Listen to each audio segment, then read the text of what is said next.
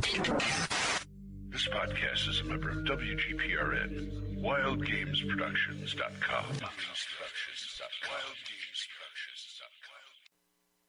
I'm Chuck Norris, and I approve this game.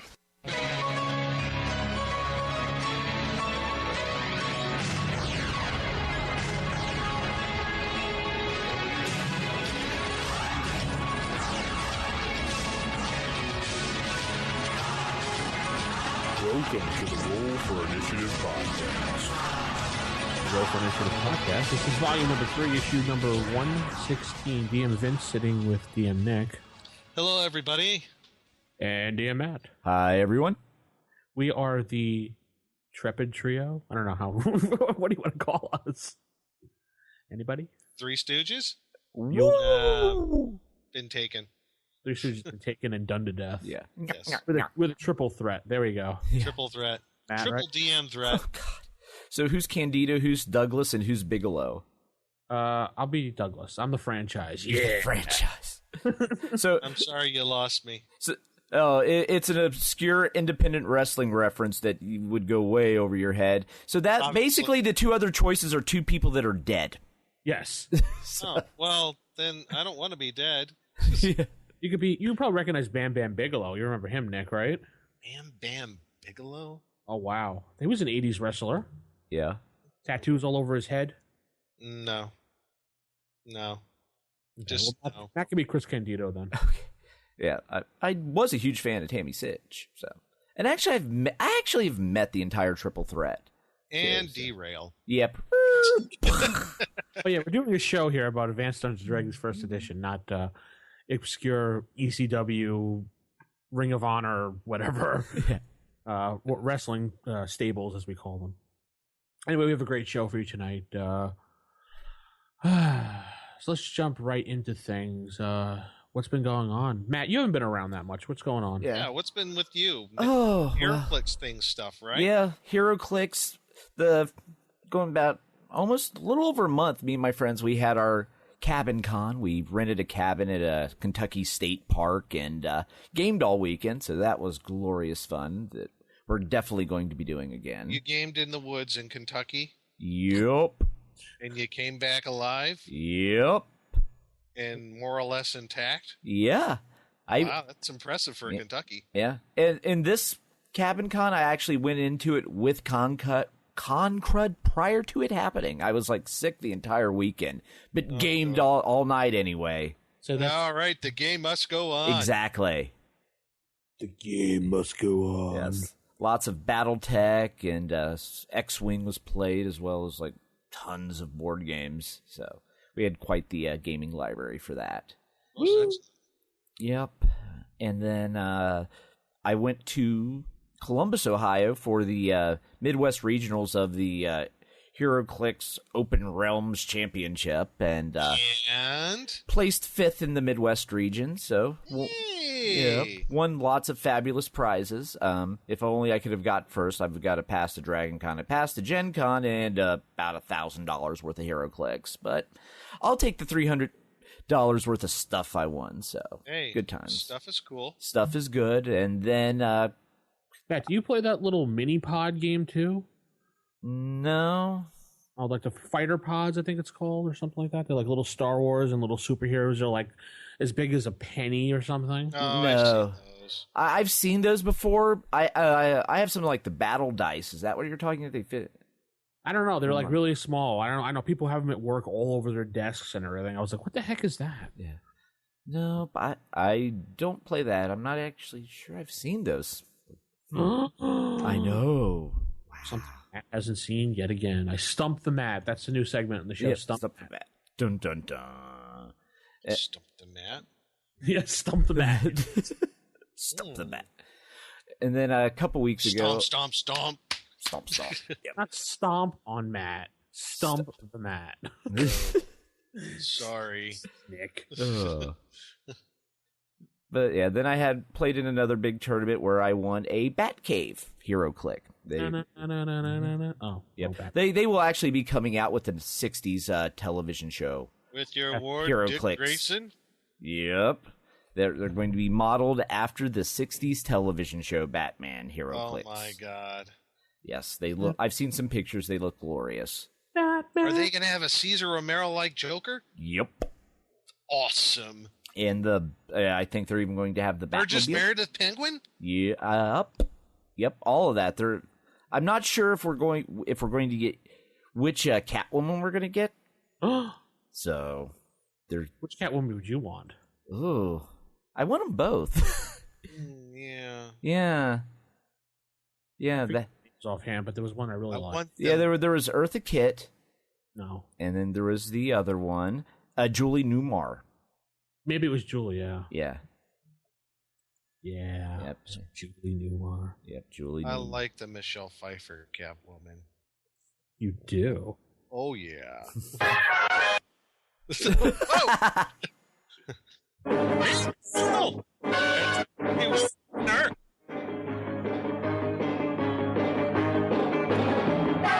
There you go.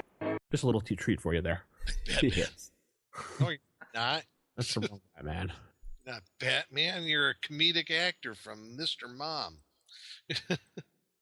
Wrong Batman. I know. Exactly. Adam West. Batman. So let's talk about the Batman podcast now. Wait. Yes, as we go down yet another rat hole. And derail. Yes. Yep. And 5, 4. Welcome to the Roll for Initiative. No, I'm kidding.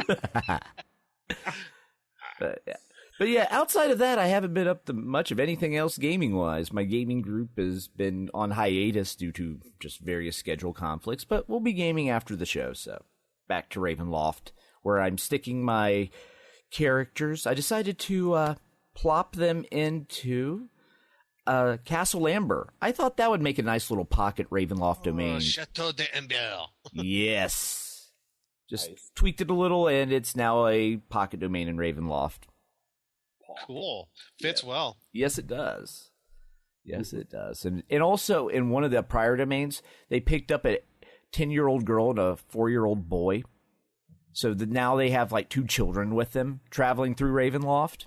So, oh, great. Yeah. Plot hooks aplenty. Exactly. Because they brought the 2 kids back to figure out kind of what was going on in the world.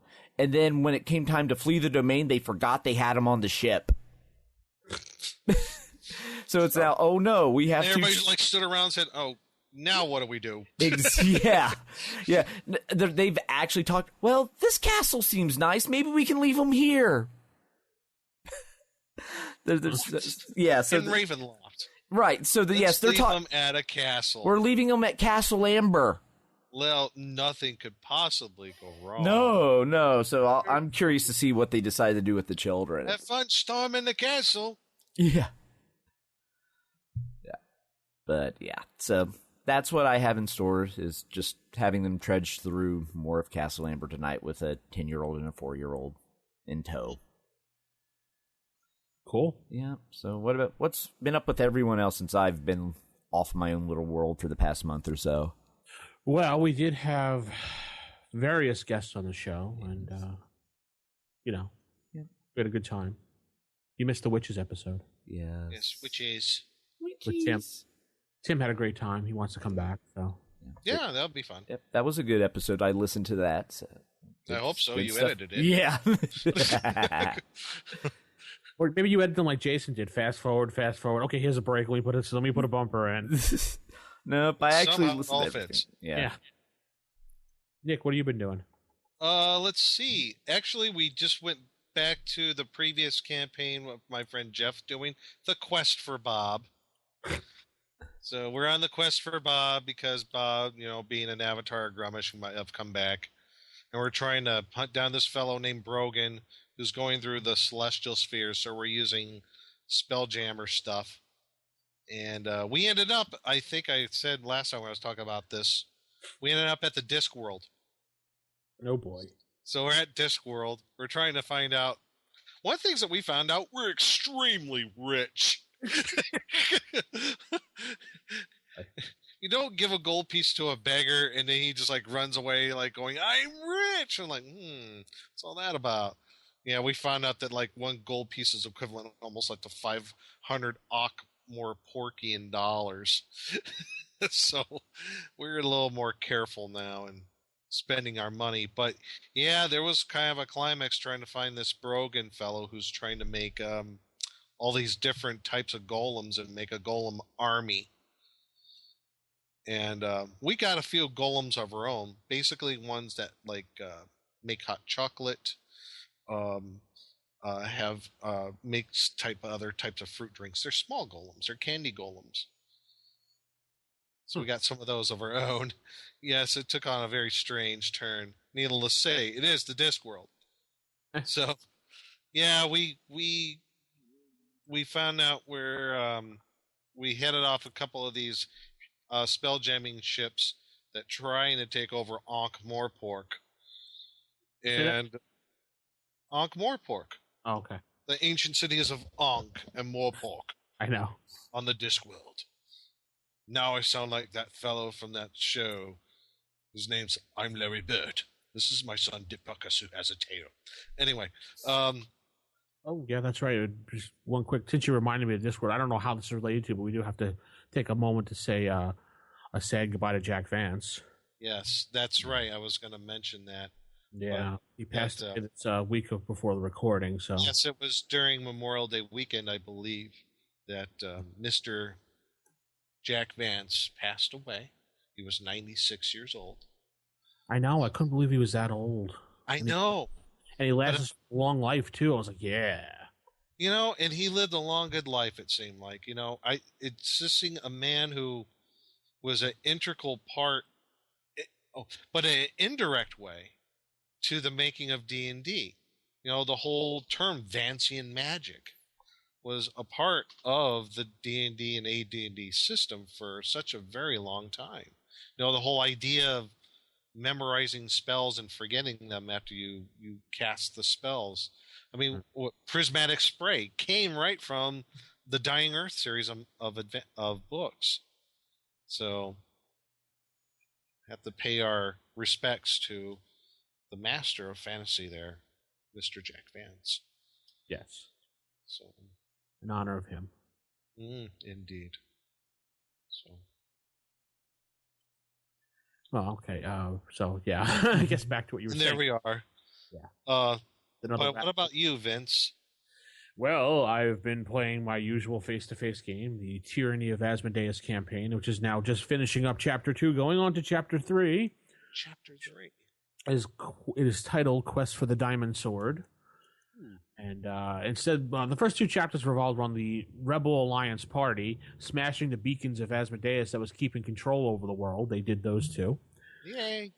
This third chapter is going to involve them finding a sword that's supposed to banish him completely. So they're going to be wow. Wow. That's like quite epic. Oh yeah, definitely. So, and other than that, I've been watching Arrested Development, which is back. Okay. Finally back. Netflix brought it back, and I had to say I was very disappointed on the first couple episodes, but I stuck with it, and I'm very happy for that. Very funny. Very funny. That's just everybody go watch it now. No, I'm kidding. Please go watch. Yes, sir. All right, I'm leaving the show. I'm going to go watch. No, Nick, stop. Oh. Sit down. I'm sitting. Yeah, all right. And some news. Let's see. North Texas RPG Con's coming up this week, or depending on when it's passed already. Oh, and 2 weeks from now, Origins. Yeah. Yes. Yep. I will be there Thursday. Me too. Yep. Thursday and through Saturday, I'll be there With bells on. I'll be there Wednesday afternoon. I'm leaving early from work. I'm taking a half day because I do not want to deal with that traffic going into Columbus. I usually go in at like 6 a.m, so it's really not that bad. No, that's too early. That's just crazy talk here. Yeah, I will leave, go from work, get home, get my stuff, and I'll get in there around 3-ish. Yeah. I'm commuting each day too from Cincinnati to Columbus. So. Oh my gosh. Yeah. Well, I'm mostly going just to play HeroClix, and usually they're done by like 2 in the afternoon. They run out of product. So at that point, it's like, meh. Origins doesn't have the nightlife of Gen Con, so. No, it doesn't. Obviously, you haven't hung around me. Oh, you know where all the nightlife is in Columbus. I know where all the nightlife is at Gen Con. I know the nightlife. I know the the boogie. I know the disco and I'm disconnecting both of your microphones now. Oh, pish posh. Yeah, so Orange are coming up. We got Gen Con coming up in the summer. Matt will be there. Nick, Yep. you gonna be there? Probably not. I don't think I'm going to have the finances to do so, let alone the time. Neither do I, but, you never know. We could show up because maybe our podcast will be in the Ennies final. No, I don't know. Probably not. Now, if that happens, sure, I'll be there. Yeah, if that happens, I'm taking off work and going. I don't care. Right. I mean, I'll at least go over the Saturday and Sunday, but I don't think they announced it yet. Matt, do you know anything? I don't think they've announced the finalist yet either. like they say, always the bridesmaid, but never the bride. They used to announce it in May, but then they moved it up to July for some reason now. Yeah. I don't know why. Yeah. So that's it for some news. Oh, we have a new article writer coming to our website. Oh, we do now. Yes, one of our listeners, DM Harold, stepped up and is going to be writing an article called From the Deck. Oh, cool. And his first article he's just finishing up right now. Let me see if I can get the title of it if he has it up there. Yeah, it's called Playing Paladins. Drawn from the Deck, it's called. Playing Paladins. And it's a nice lengthy article. I was reading it over earlier. Really good. He's got to just throw his picture up and then we can publish it for him. So well, thank you, DM Harold. Yeah. And there might be another, that guy, Blackstone. There might be another one. That jerk. Oh, really? Okay. Really? Hey, this guy's been taking paychecks for us for how long? It doesn't even show up. I mean, come on. Well, see. He is evil. I told you last time I figured out that 2 paychecks were going to your address, Nick. I know nothing about that. Yeah. No. That's no crazy talk. I don't know what you're saying.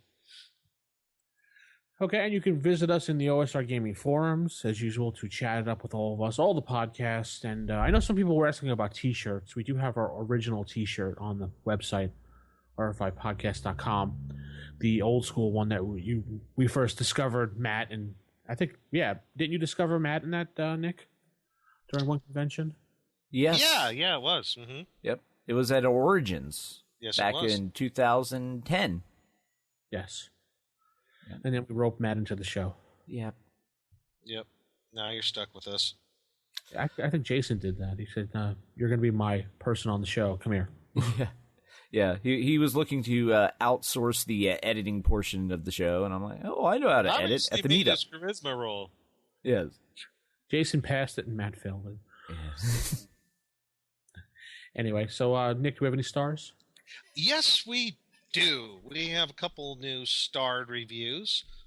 So to remind everybody, again, go to iTunes and go to the iTunes store, type in Roll for Initiative in the search, and then you can go to the ratings, reviews buttons, and you could type in whatever reviews that you might have of the show.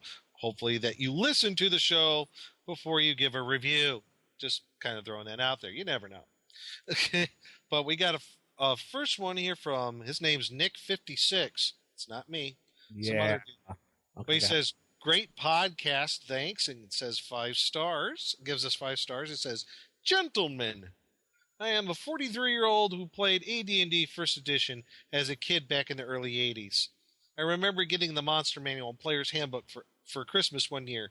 Anyhow, I am trying to get back into AD&D First Edition and love the podcast. I listen to it all the time and think it's great. I've gone back and started with episode 1 about a month ago, and now I'm up to episode 37. We've got a lot to do, buddy. If you want to, we're at 116 now. Yeah, plus all the other stuff, the special ones, and all the Gen Cons and stuff like that. Yeah. Thanks very much for the entertaining podcast getting me back into my childhood interests. When I asked at a local comic book / gaming store if they had any first edition stuff, the guy said, I didn't know guys like you still existed. Nice. Thanks, Nick Bizak in Houston, Texas. Kind of in your neck of the woods right there, Vince. Houston? Yeah, 4 hours away, but yeah. Well, that's better than me. Yeah. But Texas. geographically speaking, you're in Texas. So is he. Yeah. Neck of the woods. You are to that guy as me is to Nick, because we're about the same distance apart. 4 hours away. Yeah. Yes. Same state, 4 hours apart. Yeah, pretty much. But thanks, Mr. Bizik from Houston, Texas. And you know what? If you're trying to find players, I think if there's lots of forums out there on the internet that you can find players for First Edition AD&D. Yes, they still exist. Meetup.com. Meetup.com. I think we have one on OSR Gaming. On our forums, there's a, kind of how to either you can play through the forums or you can try to meet people in your area. Texas, Houston area, you're going to be able to find some people. No problem, man. I think you'll get it. And our worst case, you can play online, with a bunch of people. Use Roll20 as your interface, and you might be surprised. So thanks for giving us the 5-star review there. We got one more. It's from Ash Daddy 73 says, thanks, 5 stars. You're welcome. Says, great resource for old school gamers looking to harken back to their youth. After listening to their shows, you realize why AD&D needed no updated editions. Damn Skippy. It's amazing to me how they can create engaging conversation week in and week out over a system that has been retired for decades. Retired? Really? That speaks to their appeal and the longevity of the game. Great resource, great/relevant topics. Thanks, guys. Well, thank you, Ash Daddy. So we are up to 130 reviews now. 130. I'm looking at up.com right now, and I'm counting at least 6 different things in Houston area. Wow, really? Groups, yeah. So he got his pick of the litter there. So actually, I stand corrected. I got 162 ratings, 142 5 stars. So we must be doing something right. Okay. So thanks for all the reviews, everybody. Yeah, definitely. And that's all the stars we have this week. That is all the stars we have, yes. So we got that. There might be another show coming on our network. We can't really speak more about it other than that. Okay. It's going to be cool, though. Oh, yeah. It's going to be really cool. You just have to stay tuned and wait for the announcement, so you never know. I can't wait. It's going to be so much fun. Yay. Oh, boy, isn't this great? That was a little too much, Nick. Okay, sorry. Dial it down a little. Right? Oh, boy, this is wonderful. Matt's even speechless. That's how speechless. Yeah. Wow. Yeah, I'm just. I'm just like wow, new show. man. Wow. Wow. Yeah. Far out. Dude. All right, let's head into some sage advice. Sage advice. Sage Advice has been brought to you by Nestle Crunch this week. The crunchy chocolate milk crispy I don't know, whatever. So Sage Advice, we have a couple emails, but no voicemail. DM Kojo? I'm looking at you, Kojo. Yeah, you. That's right. You sitting right there. Yeah, right there. The poor kobolds have had nothing to do all week. They've been sitting there waiting for a call, but no. I'm gonna cry. Yeah. Right, I'm gonna sit in my sock drawer and sleep for days. Lord Kojo, the key to the WGPN family, but you lost it now. Sorry. Oh well. But do we have other emails? Yes, we do. We have 3 emails. One says, Nick, we don't like you. Oh, that's okay. I don't like you either. Okay. The feeling's mutual. Next First one comes from GM Freight Train. Oh dear. I already like where this is going. Oh. I know, I like that name. Recently, I was running a game, and a player wanted his cleric to cast a create water spell inside an opponent's lungs. Ooh. Interesting, right? I wasn't sure how to handle this, so in the interest of fun, I let it go. Oh, that's perfect. A ruling, yay. I treated the affected foe as drowning. I only assumed it would be a slower death, but certain death indeed. I played it as the opponent was drowning. They were not completely immobilized. Yeah, they were not completely immobilized for 3 rounds. They were alive. But since the creature was a magic user, he could not cast any spells and was defenseless. What did you do? Love the show. Keep up the great work. Keep up the good fight. DM Freight Train. I like it. Yeah, it's a perfect use of it. Yeah. Oh, That's beautiful. I got to use that. Right. Yeah. I would rule it the same way. I would let them do it just for being that creative. That's impressive. Yeah. And just remember, you can do it to them too. Yeah. I'm going to do that to my character. No. All I can say is good creative use of a spell and good ruling. Yeah, there's nothing that says in the spell that you cannot do that. It doesn't say where you cast it or how you cast it. It just says you water. Oh, I just thought of something, though. The reverse of the spell, destroy water. What if you cast that on a person and destroyed the water in a person? They would take damage. Yeah. Yeah, so at that point, you're basically dehydrating a person. Ooh. At that point, you're turning into the plot to the Batman movie. Where they dehydrated all the UN. Yes, I saw that. Yeah. Yes. So they would be like beef jerky. Yeah.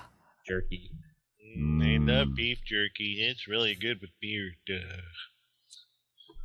All right. This next email comes from DM Thomas, and it has some Latin in it, Nick. I know you're pretty good with history. I got a D in Latin. Okay. So technically I'm only 60% proficient. Do you go with Latin at all or no? I just put it in the chat there for you guys. I'll read the I only found your podcast a few weeks ago, and I've been listening to the 4-year younger versions of those you still operating the show. So he's back at the old cast. It's great, by the way, and it jump started me to start a new ancient Roman based AD&D campaign.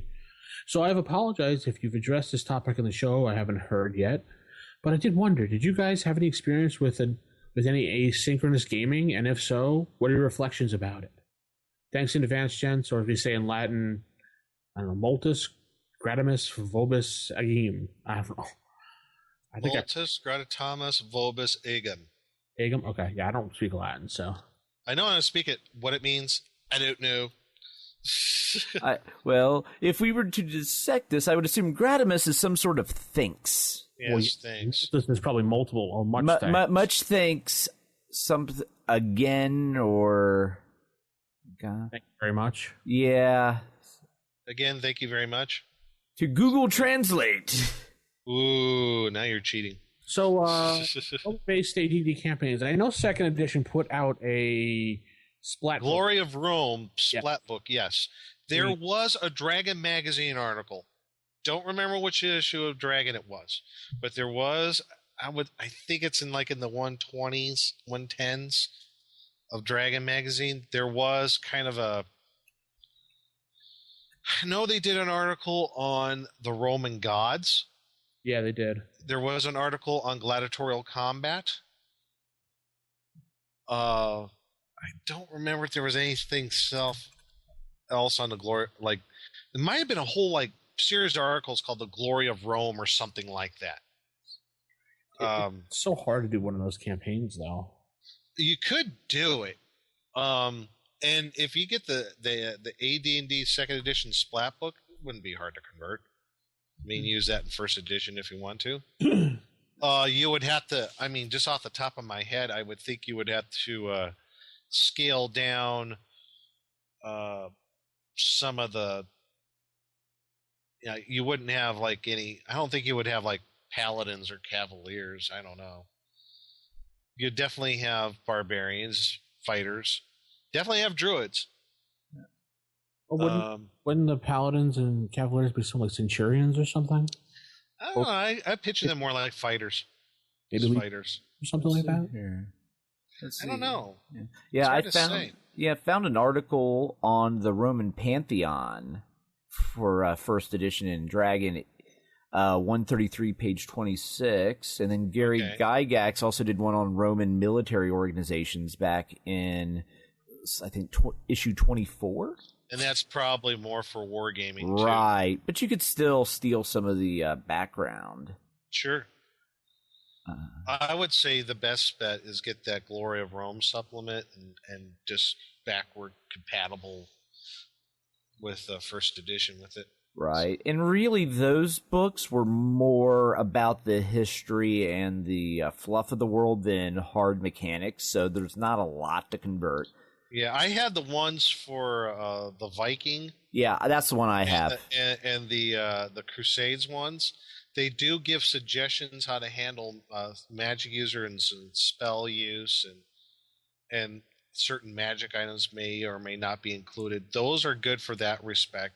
As far as running a campaign like that in a real world historical context, I really don't have any experience with it. I haven't done it. I mean, I don't know. Have you, Vince? No, I haven't really run that at all. No. Yeah, I don't know about any of the pitfalls that might be associated with it. I mean, I don't know. You, Matt, do you know of anybody who has? I haven't either. I did 1 year at Gen Con demo. It was like some indie game, but it was like Roman and Gladiator combat. It was actually an RPG, and you were like gladiators. But as for actually in like AD&D, no. The closest thing I had, it was a few years ago. I did play in an AD&D game set during the Crusades, but it was just, it was a one adventure at Origins, and it was fun. It worked. So you just got to put a little, because you're adding a fantasy into a historical context, there's a little suspension of disbelief you have to have. Right. You have to decide how much of the fantasy is going to be injected into the world and how close are you going to stick to real world history. Think of out of second edition, the Mask of the Red Death box set. That was for Victorian era Ravenloft. Mm-hmm. And that blends the two between having your various demi-human races in a real world Victorian setting, but you also have your vampires and your undead and all the other demons and whatnot running around too. I guess, like right off the top of my head, now you mentioned demi-humans, you're not going to have any of them in a Roman campaign. Right. Well, you're just going to have humans. You could, like some of the Roman slaves or something, perhaps are enslaving the demi-humans. I mean, it depends on how far you want to stray from real world history, but because you can integrate them, I think, fairly easy. You make the Romans will be the humans, and perhaps they've enslaved some of the demi-human races because they see them as lesser beings, kind of like what they actually did. I mean, yeah. Okay. Well, yeah. So there. I don't know. Next email comes from Brian. He is editor of the N magazine. Oh, cool. First edition magazine, if you haven't heard of it. He was on the show recently as well. Guys, I've been ODing on RFI recently. I hadn't updated my iPad in weeks. Got a bunch of episodes all at once, which I listened to on my way to and from work. Beats the heck out of talk radio. True. Mm-hmm. In a recent podcast, 113, I think, there was discussion of critical hits, if I recall. Right? In response to a voicemail from DM Kojo. Who else, right? One of you commented that they didn't care for the critical hit system that required a second roll to confirm the hit. That's probably me. That was me too. Yeah, it was probably me and you. Yeah. I instituted a second roll for both critical and fumbles back in 1984. Why? Since critical and/or fumbles on a 20 or 1 occur 10% of the time. Maybe he meant 5% of the time? Well, combined. Combined is 10%. Yeah. So that is a lot of powerful hits. My group at the time agreed that it was too many. We were also using a photocopy of table from some place which had lots of limb removal, so reducing the number of hits saved GP on regenerations. Okay. Requiring a second roll to confirm hit reduced the frequency to a better level. Besides, monsters on average have many more attacks per round than PCs, so it's in their best interest to reduce the frequency. I have noticed that most players find the second roll exciting. The first roll that produces a 20 or 1 is a surprise, but the tension on the second one is great. As always, the miles may vary, Brian. What's the background? Okay. That's great. If it works for you, that's fine. That's not saying yay or nay to a particular way. It's just, I think it comes down to personal preference. Right. I personally can't stand that rule, and I like it as it is. I think the surprise element is ruined with the second roll. Right. Yeah, I don't like the second roll either. What I do is I I don't have any like charts or like crit hit tables I reference when I'm doing. I just kind of like, okay, what kind of would feel right and be amusing to happen? Normally, it involves like weapons flinging out of hands or getting stuck in different things or players tripping and falling. Nothing too major. I'm not severing limbs with a critical hit. No, I'm not either. I just do double damage and then again like a 2.5 and then 3 points damage and blah, blah, blah. I don't do anything major other than that. Right, but I've seen some critical hit tables where if you get a critical hit, the person's pretty much going to die from one hit. Packmaster. But that game system, it was built around to where you couldn't. The chances of the mortality could be high, but there were some other things built in that could negate that. So, Well, just saying. But I did use for a while a critical hit and fumble chart, even for my AD&D game. I'm like, you know what? No, I'm just going to keep it simple. I want to keep it simple. So if they get a crit, double dice damage. If they fumble, then drop a weapon or hit a friend. Yeah, drop a weapon or they trip or whatever. They just lose their action for that round or some stupid thing. Oh, and the monsters as well. They do the same thing. Yeah, it goes both ways, exactly. Yeah. Yeah, dragon could drop a claw. Huzzah! Their claw gets stuck in the ground. Yes. Yeah, they stub their toe. There you go. Right. It fumbled its bite attack. It dropped its jaw. Yes, it did. Anyway. Its toe. Thank you, Brian. Thank you very much. If you want to send us an email, Nick, how do they do that? If you want to send us an email, you can go to... Let's see if I can remember. Yeah, I know. It's been a while since I asked you, so that's why I'm putting rfipodcast@gmail.com? RFI staff. rfistaff@gmail.com. Or you can go to our website and click on the contact form and just send it that way as well. Or you can call us at 570-865-4210. The hotline. The hotline. Where we're standing by for DM Kojo. Yes. Just him. Just him, only him. No, everybody. But anybody else can call in too. Yeah. But Nick, I don't want you calling in with a fake voice, okay? No, of course not. Hi, this is Bob and Nick. Hello, this is Joe. What I played an elf once. What about Christopher Walken calling in? No, he wouldn't call. He'd just come on the show. Oh, I see. Crazy. It's nuts. Ow. I'm on the show. Christopher. You're due on set. Why? No. You're fired. Get out. Damn. Let's head into Table Manners. Typical. Of all the evil creatures in the world, I'd like to find one with table manners. What are you kidding me? I spent years cultivating the worst table manners on the planet. Table manners. Alrighty then. Here we are at Table Manners, and we're gonna talk about the Druids. The Druid. The Druids. Nobody knows who they are or where they were going. God. Yes. Spinal Tap. But anyway, we're going to talk about the Druid class, how it works in the game using various rule books, Dragon Magazine articles that might help us enlighten some things about the Druid, how to play a Druid better, and skimming it, I damn, I want to play a Druid now. When I was doing research, I'm like, man, you know what? These hippies are kind of cool. Yeah.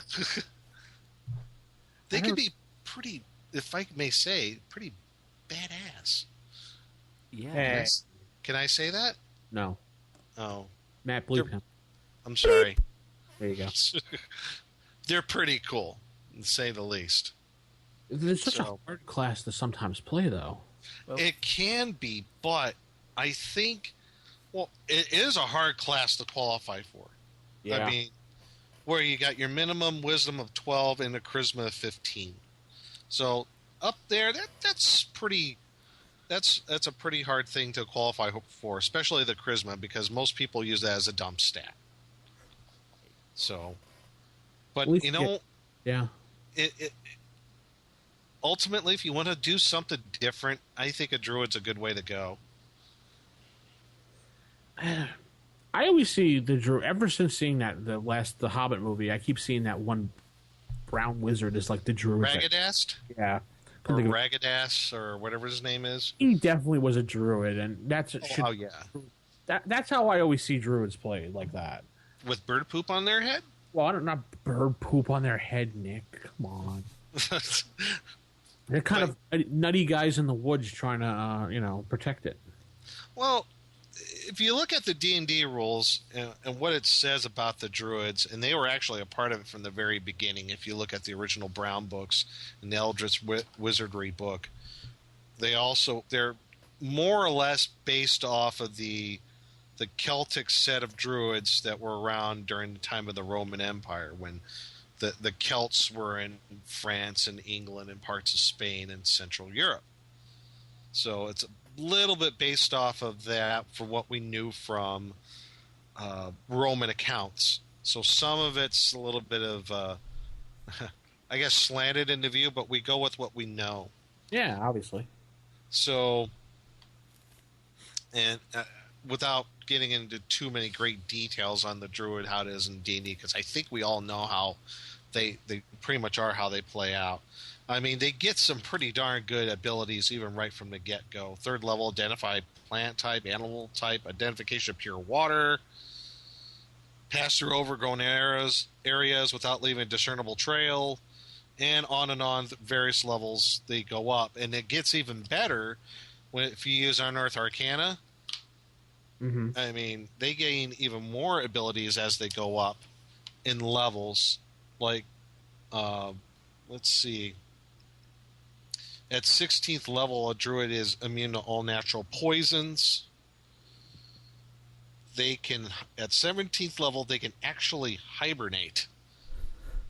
At 18th level, they can enter the elemental plane of fire. Fire. Yeah. Well, 17th level, they can enter the elemental plane of earth, and then 19th level, they can go to water. 20th, they can go to air. Then eventually they'll be able to go to the para-elemental planes, the plane of shadow. Well, don't forget, when a druid rises in levels, they have to beat the name level of the particular. That's right.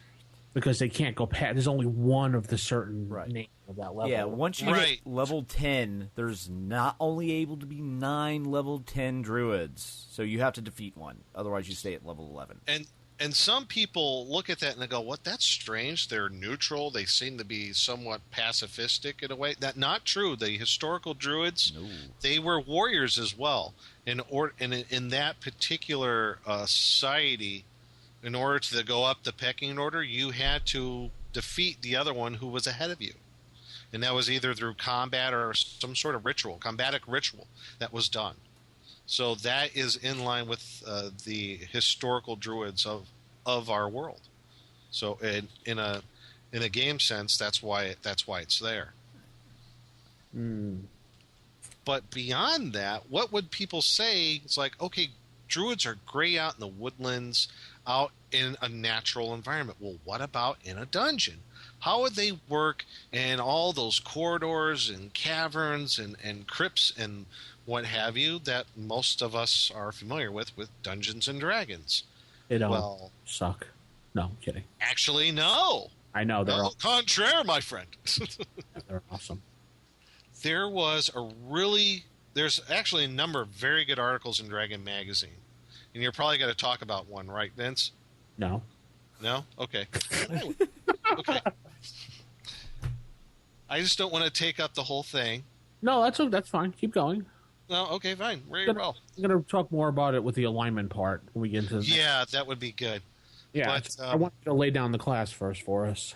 So, yeah, like I said, we're all pretty much knowledgeable about the basic druid and their abilities as outlined in the player's handbook and a little bit more in Unearth Arcana. And that's all said and good. Now, trying to flesh out the character, trying to make it a little more playable to what people, when they're playing the game, just misconstrue as, he's just a guy who's like a hippie out there in the woodlands protecting trees.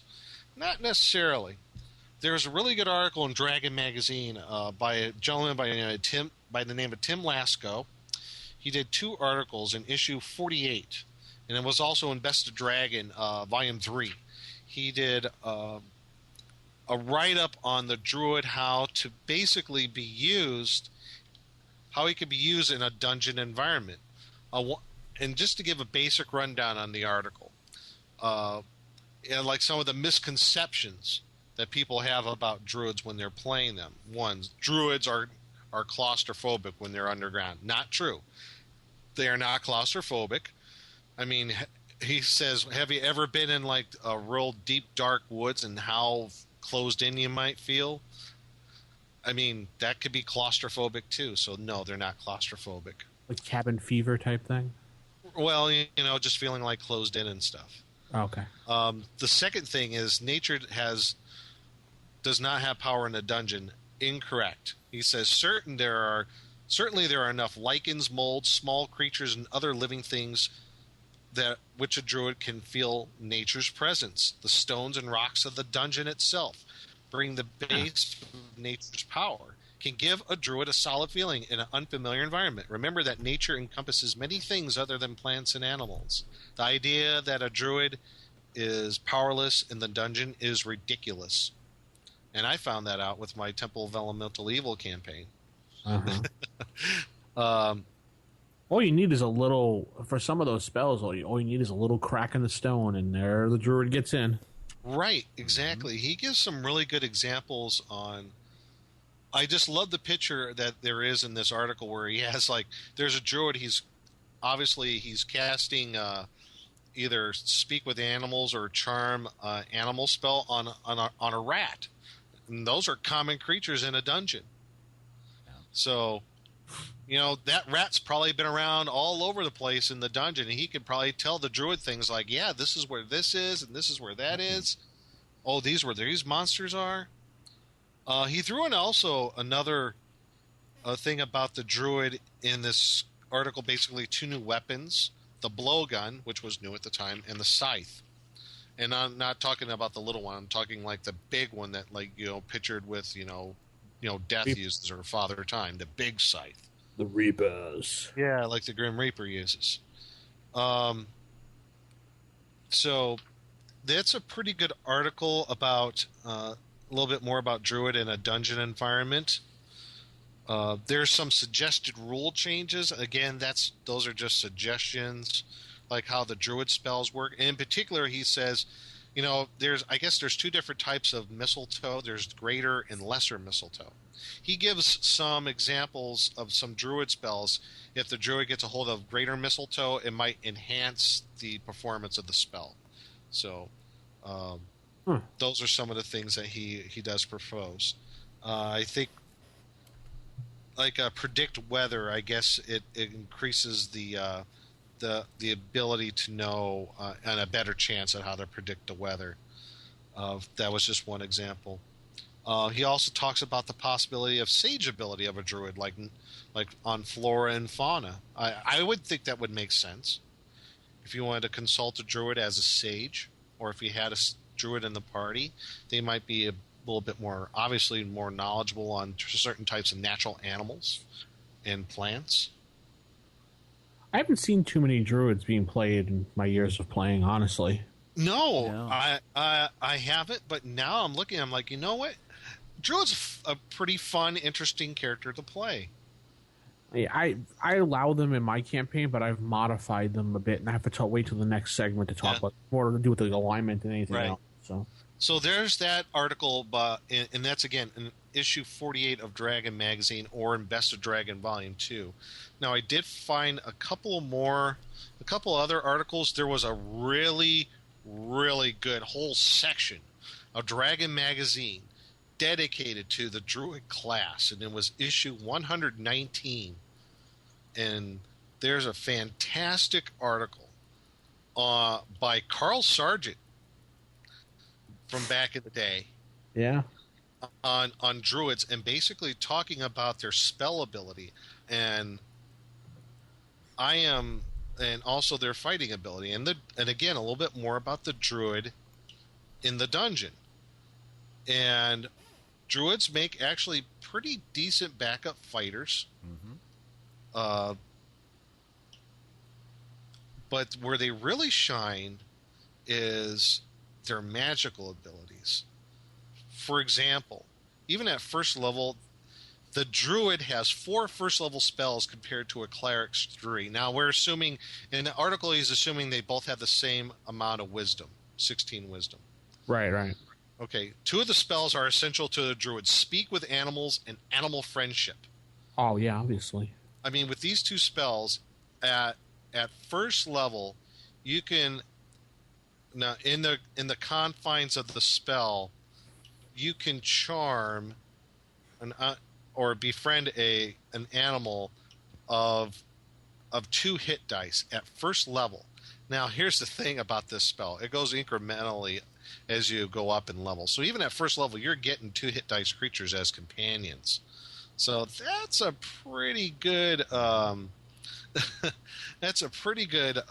addition to a party. If you need another, like maybe a backup kind of a fighter, I did a list of all the different 2 hit dice, or if you can conclude maybe up to 2 plus 4 hit dice creatures.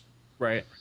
That even at first level, a first level druid can use these spells on: giant ant, badger, giant bat, the blood hawk, wild cattle, dog, eagle, falcon, goat.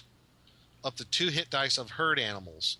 Horse, you can do the light, medium pony or the wild horse.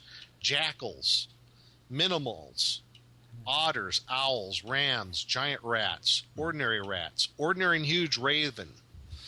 That's just the name of few. You got the giant seahorse, 2 hit dice giant seahorse. Skunk, huge spider.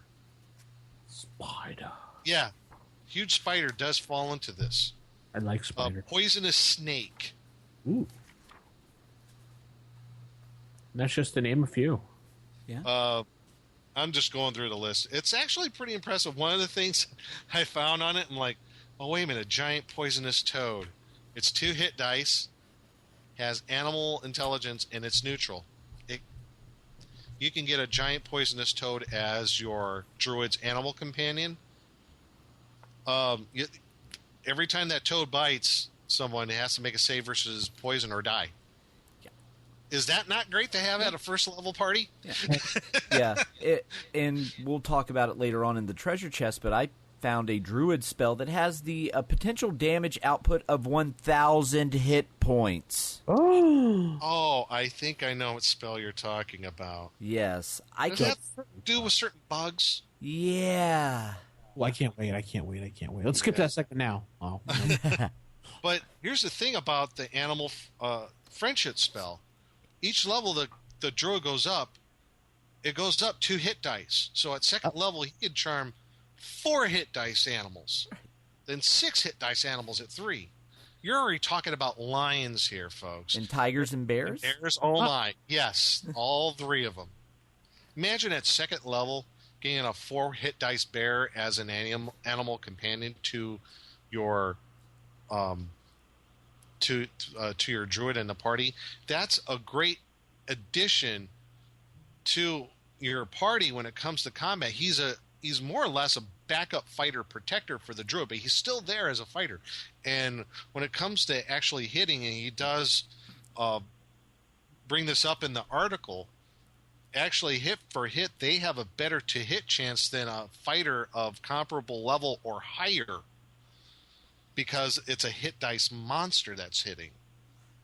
Right. So, and that's just those 2 spells. Speak with animals and animal friendship. He also talks about another good spell would be Fairy Fire. Fairy Fire is good because what does that do? It burns fairies. Oh, sorry. Well, it has a good range, 80 feet. Its area of effect, and it get a +2 to hit to all your enemies. Ooh. And there's no saving throw against its effects.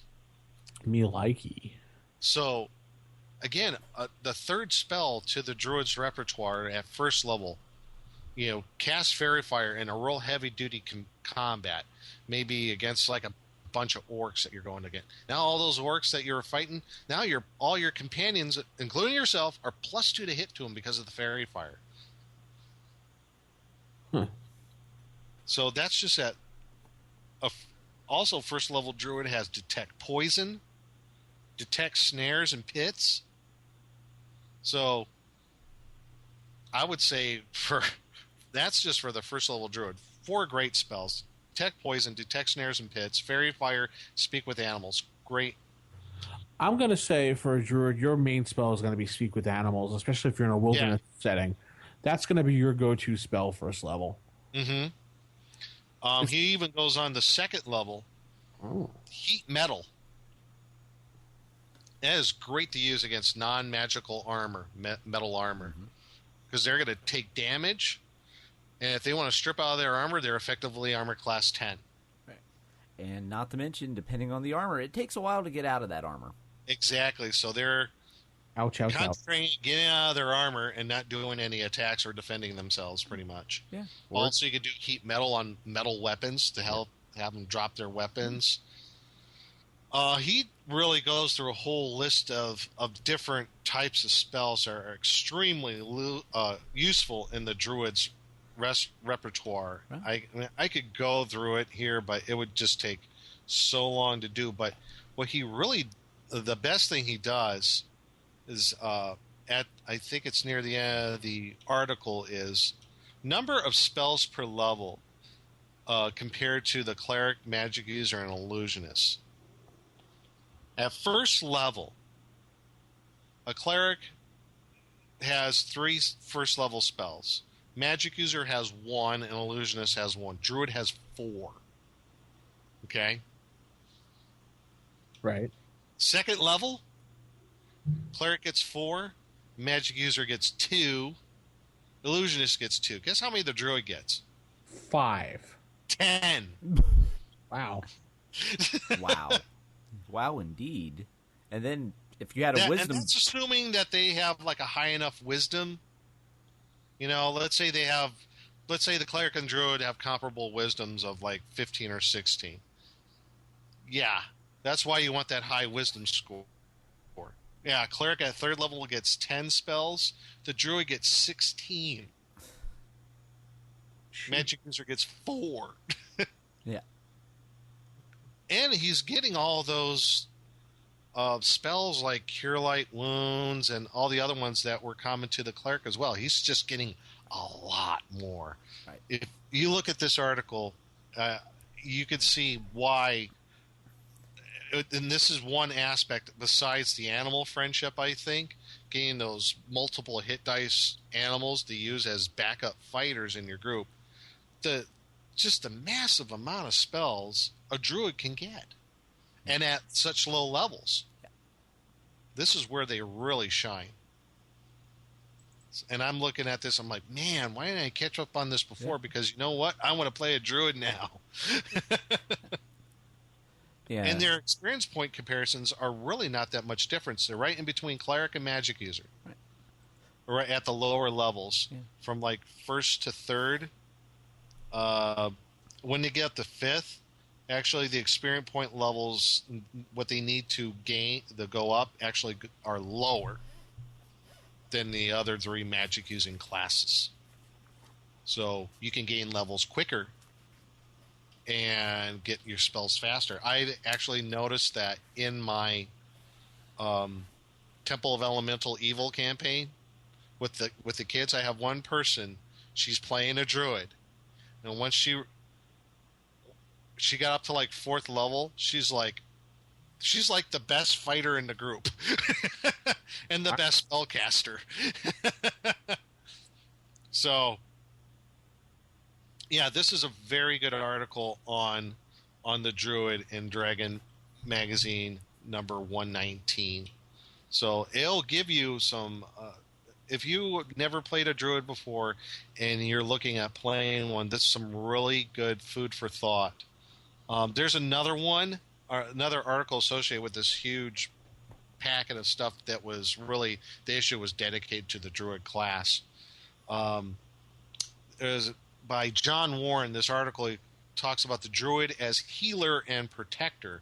And there's some variants to druid character abilities, like using medicinal compounds made from herbs and other plants and other vegetable matter, how that might play into a campaign. I looked through it. In my opinion, I think this might make the druid a little too powerful. But, I mean, that's up to you. I mean, it depends on... I think it would be a good addition if you're focusing on a real woodland kind of high fantasy campaign. I think that would fit in really well. So it's a good article for that if you want to add those sorts of additional skills to the druid's other abilities, like making antidotes, balms for burns, parasite and insect repellents, stuff like that that maybe the druid can make. So that's that article. And there is another one after that on becoming the great druid, and that's by William Volkart and Robin Jenkins. They did an article about, just a little bit what might be a little more detailed on what happens in that ceremonial combat between grand druids when they go up in levels. And if that's something that you want to add to your campaign, just to kind of flesh out that sort of thing with your druid, if you just say, okay, you find the druid, you do the combat, blah, blah, blah, you're done, you lose or win, however you do it. Or do you want to go in a little detail? Maybe this could be part of a kind of a mini side trip to your campaign, Maybe one of the quests is they has to go seek a grand druid, and this article probably helps. It helps out to bring that a little bit more to life in your campaign. And it's very lengthy. I'm really surprised the amount of effort that they put into that. It's pretty good. And lastly, I believe in this issue is cantrips for druids, because they need more spells. Because they don't have enough. So cantrips for clerics. Why not cantrips for druids, like bird call, dry wood, or disinfect, test soil, mark path, cause rash, heal rash. So some cantrips for the druids there that you can add if you want to have them in your kit. And there was one last article. I don't know why they kind of they threw it in, but it's about the Beast Master NPC class, basically a druid ally. I can see that. Okay. Yeah. So if you want to see how the original Beastmaster class came from, you could go to that article. I really didn't want to go too much into it on that. You can look at that as well. That might be an interesting addition to your campaign as an NPC character class. And the last one I found is there's an article in issue 122 on the druid. And this is basically more spells. It's by Arthur Collins, called The Natural Order. More spells for druids everywhere. And some of the find water, ceremony, and it depends on the different seasons. So ceremony spring, ceremony summer, fall, winter, what have you. Hibernate spell. So there's a whole listing of all these different spells that you can add. You can look at those too. I thought the most interesting and best articles were the one that's out of that Besta Dragon I have in issue 119. Had some of the best stuff about druids. So there's a lot of reference material that you folks can take a look at in playing druids, and how you can, just make them more than just the trippy, hippie tree huggers that they're normally perceived as. Ultimately, I think pretty kick butt class. Yeah, definitely. I would love to see more people try playing this class. I just have my minor problems with it that I'll speak about next segment. Mm-hmm. I mean, you said you haven't played the Druid, right? Right, Vince? I have played a Druid before, like way back, and I didn't enjoy it mostly because of the alignment. The alignment issue, and we're going to talk about that in a little bit, yeah. And yeah, I hope so, because there's some other things that I think some people play it wrong in regards to their alignment. So why don't we just jump into that segment anyway? Yeah, why don't we do that? Let's head right into our DM rules. I don't know who you are. I don't know what you want, but I have a very particular set of skills. Skills I've acquired over a very long career. Skills that make me a nightmare for people like you. I will look for you. I will find you. And I will kill you.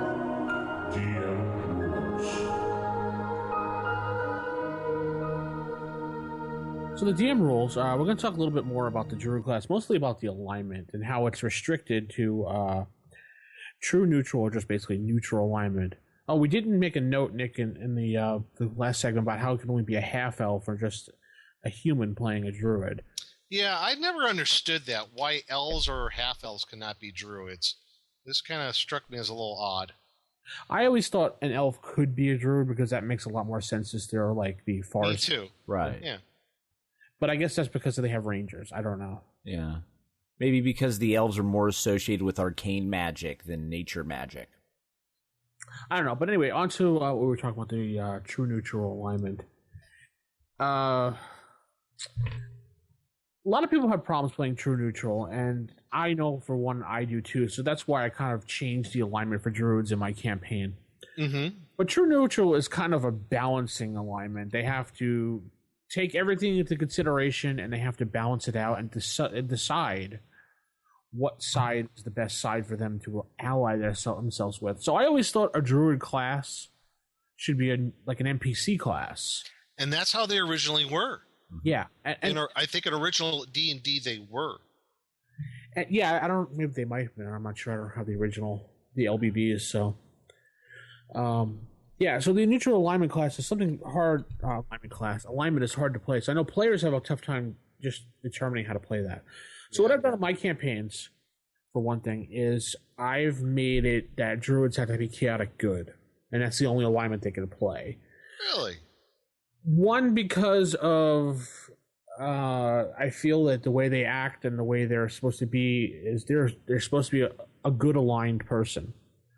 Because they're protecting the forest. They're in one with nature. They're nature's protector pretty much.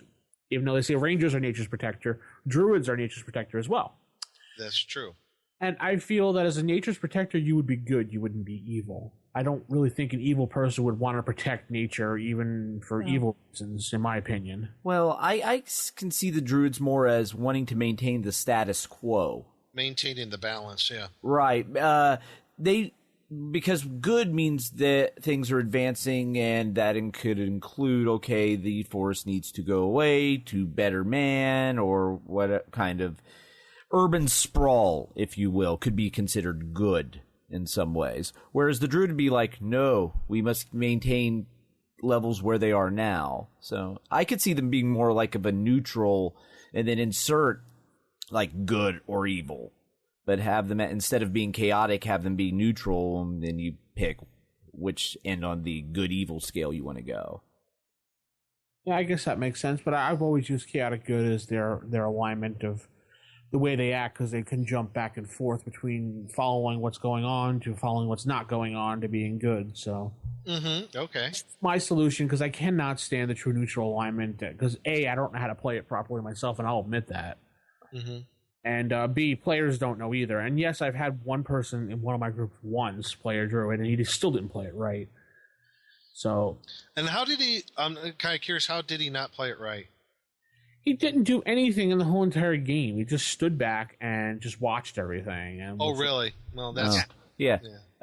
Druids aren't watchers, so yeah, they're not a watcher. They watch, but they also have to. at times they will be called to action. Right. They know when it's appropriate to act and when it is appropriate to watch. I think the reason why people do that is because of the one line in the player's handbook that says that druids may not react right away to a situation, but they're more about getting revenge the situation of what happened.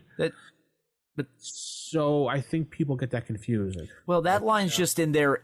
They're not going to do something stupid. Yeah. It's to prevent, well, okay, I'm one person and this entire army's decimating the forest. Fighting back now is really bad and stupid. So therefore, yeah, I'm going to seek revenge later, as opposed to some more of maybe like a barbarian or other more aggressive people who just fight in the face of insurmountable odds. The druids are a little more cunning than that. Yeah. But this player was standing back. He wasn't playing. He was just, well, what are you going to do? Well, my character's neutral aligned, so he doesn't see any major misbalance in the force right now. So, what are you, a Jedi? Do you just play the characters? Yeah. I think another way that maybe it might come to alignment, or even to how it's perceived in the books, is how they're quote unquote woodland protectors. Yeah. I think some people take it to the extreme, as like they see a lumberjack cutting down a tree. You're like, no, you can't cut that down. It's something living. No, you can't. Eco-terrorists. Yeah. They play them as eco-terrorist hippies. Yeah. Which is not true in the least at all. Yes, they are for balance, but they understand that there is a give and take in the world. Right. Like, the druid would not have any problems of someone who is a lumberjack who only takes what he needs of the wood that he needs to build homes, to make log cabins or whatever. Right. He doesn't take more than what he needs. Right. He would have problems with excess, not with essentials. He would have problems with, just to give an example, when Saruman was having all the Uruk-hai cut down almost all Fangorn forest. Yeah. Yeah, a druid would have a problem with that. A druid would have problems with strip mining. Right. Anything that just leaves wanton destruction in its wake for no reason. And yes, I'll say this right now, a druid would not have a problem with someone hunting for sustenance. No. Because not at all. It's part of the circle of life. They would be, but circle of life. Yeah, the druid may actually hold a small lion cub on the edge of a mountain. During the third edition era, edition that shall not be named otherwise, Wizards of the Coast, who took over Dungeons & Dragons, defined a neutral alignment as a neutral character does what it seems to be a good idea. So they do what they want. They use the term she as well. She doesn't feel strongly one way or the other when it comes to good versus evil versus law versus chaos. I don't like that. I don't like that either. And there's another thing that it sounds kind of neurotic. Yeah. That and the other version of it called unaligned. That burned my butt, that alignment, when they came up with unaligned. Unaligned? Yeah, 4th edition had unaligned. Oh my god! Wow! How distant? How murky can you possibly? That's the alignment I want to be. Yeah, that basically just means I could get away with anything. So, in other words, how most players play chaotic neutral? Yeah. Okay. I don't know what to say. It really burned me when I saw that they reduced the alignments. But I think what we talked about, though, is like how people misrepresent playing druids as eco-terrorists, and that's not the case. They are for balance, and they understand that there's a give or take in the natural world. Yeah, they just want to maintain that balance. The druid runs into the same problems that a paladin does, that players want to take what is written for their alignment to the extreme. Yeah, they want to be. It's almost like they're looking for the black and white. This is what I must do, and I don't have to think, and I don't understand why. No, there's shades of gray when it comes to any alignment, including true neutral, including chaotic evil, and including lawful good. Now I could see Vince Why you made him chaotic good? Because that also eliminates the problem if someone wants to play a Druid Ranger. Yeah, that's also another reason. A lot of people like playing Druid Ranger combinations. Yeah. Here's your description of unaligned, Nick, just in case you're interested. You're unaligned, you don't actively seek to harm others or wish them ill, but you also don't go out of your way to put yourself in risk without some hope of a reward. You support law and order when doing so benefits you. You value your own freedom without worrying too much about protecting the freedom of others. What does that sound like to you? Neutral. Yeah. It sounds like a chaotic neutral to me, actually. It sounds like Cartman. And it's not chaotic neutral. Chaotic neutral's different. That sounds like almost a true neutral to me. Yeah, but that's unaligned. Well, they just redefined the alignment system incorrectly. Yeah, they dropped all the things pretty much. They had lawful good, good, and then I think it was... Yeah, I think they went to a 5-point system. 5. Oh, God, stop it. No, my head's going to explode. No more about that. So what would you guys do in your game to make a Druid playable? Nick, would you just leave it as it would be, or would you modify it a little bit? Well, like I said, as far as playing the Druid... DM standpoint. The balance thing. Yeah. People have to get away from the tree hugger. You cannot cut down any trees in this forest or you're destroying the ecosystem. No. That's not how Druids should be played. Druids are about balance. They understand that you give and take out of nature. They're not going to be enemies to farmers or to the woodsmen or to rangers or anything like that. As long as everybody maintains that balance of they take what they need from the forest or from whatever environment that Druid is in, then the Druid will not have a problem with it. Right. The Druid has problems with excess. Excess. Yeah, I think that's what people should focus on. Is this an excess? Is this overkill? That's something they would be opposed to because that's unbalanced. I would almost liken it to what there was some of the conservation movement that happened in the late 19th century in the United States. There was this movement of people. I think Teddy Roosevelt was a part of this. Was yes, we should protect certain forests and woodlands, and we'll have all these national parks. But there's a give or take in the world that we have to. We only take what we need, and a lot of that conservation movement at that time that's how it was kind of defined. Right. It was like there was a symbiotic relationship between man and nature, and they worked together to ensure both survived. Right. Because the Druid in this context understands that man is a part of nature, and he should stand in balance with nature. That's how I would define it to somebody. That's how I defined it when this person wanted to play the Druid in the campaign, and they were like, "Oh, that makes sense." So they were perfectly fine with that, because otherwise you would think someone says, "Don't eat that meat. Meat is murder. You're eating meat, so you murdered that deer." That piece of meat had feelings, man. Yeah, they're not the bunch of PETA people out there. Druids aren't like that.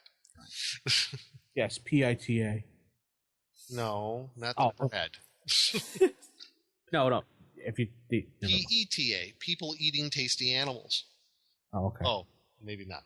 No, I was thinking about the term PETA, pain and Oh, yeah, definitely.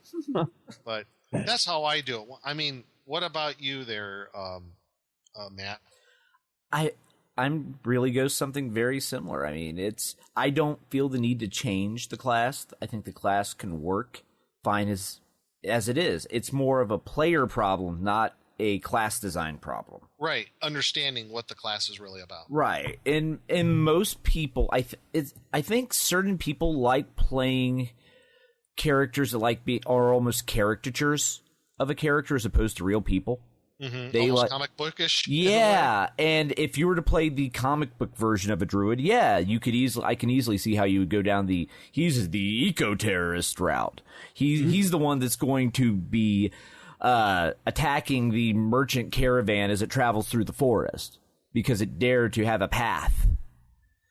But if you just play it as it is, and that they want to see man and nature just coexist happily with each other, and neither one gaining power over the other, and have it so they would be opposed to nature overtaking man just as much as man overtaking nature.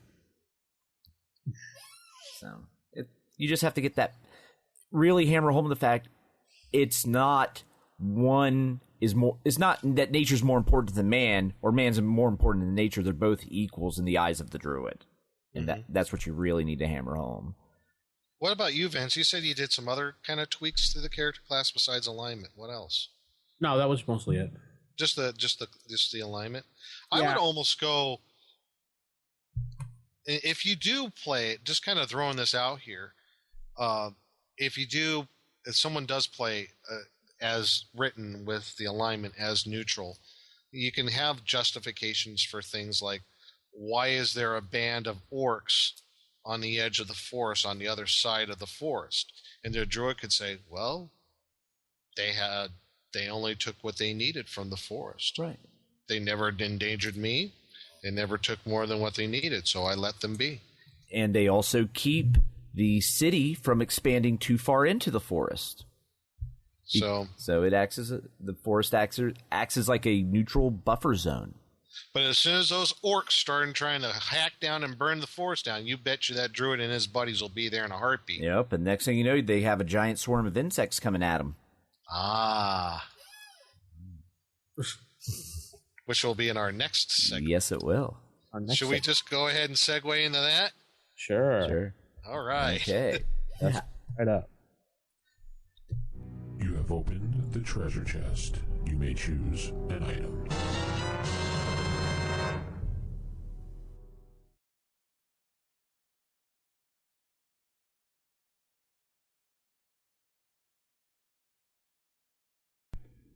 And now we go to the treasure chest, and it's going to be a rather buggy venture into the treasure chest because we're going to talk about a spell, a very powerful spell of the Druids. Very powerful spell. That just has an amazing name, quite frankly. Creeping Doom. Doom.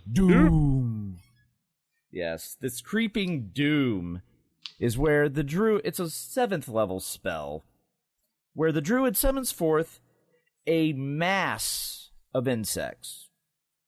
About 500 to 1,000 of them. And they just go off in the direction that the druid says. I know what you're thinking. So what? It's a bunch of insects.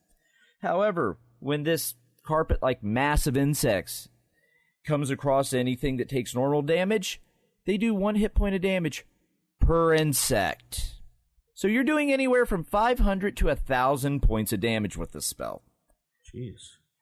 Yeah, pretty much anything that takes normal damage will be dead. Yeah, pretty much. It's Doom. You could kill a dragon with Creeping Doom. Yeah. Victor Von... Oh, sorry. Right.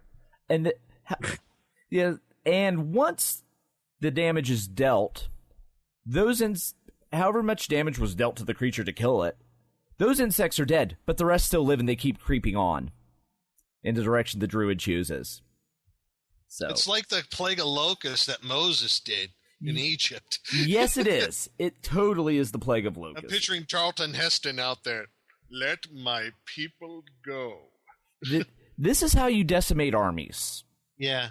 A couple druids casting this will stand up to any army of little 1 and 2 level soldiers. Oh, yeah. And what level does druids get 7th level spells? 12th level. 12th level. Oh. So when they hit the point where there's only 9 of them in the world. And what level do clerics get 7th level spells? 16th.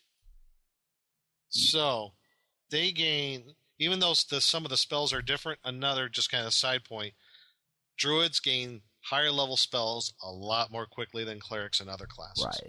Right. And hence why I'm sure they put in there can only be 9 into the game. Otherwise, why wouldn't you have They would take over the world. Yeah, it would.